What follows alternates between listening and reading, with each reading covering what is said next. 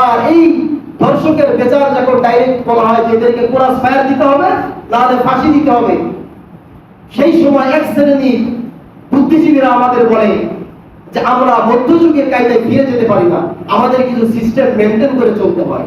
এই সিস্টেমকে মেনটেন করতে করতে আরো যে কত মায়ের বুক খালি হয়ে যাচ্ছে তার কোনো হিসাব নিকাশ নেই।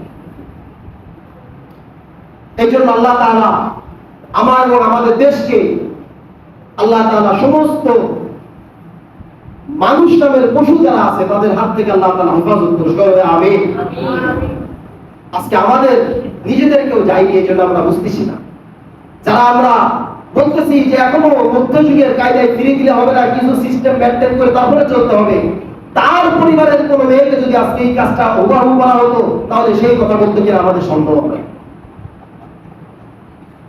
আল্লাহ তাআলার আইন হলো কোন বিবাহিত পুরুষ যদি জিনা করে আসে ধরা পড়ার পরে তাকে মাটিতে পুঁতে পাথর নিক্ষেপ করে রজম করে তাকে হত্যা করে ফেলা।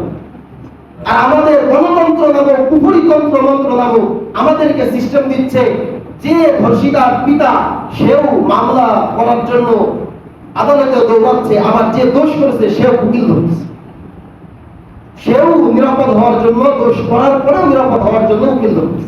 এই হইতেছে আমাদের দেশের অবস্থা।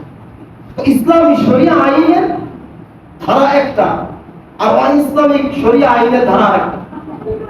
একমাত্র আল্লাহর হুকুমকে মেনে নেওয়া, আল্লাহর শরিয়া আইনকে মেনে নেওয়া।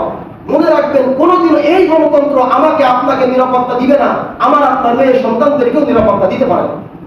এটা সিস্টেমই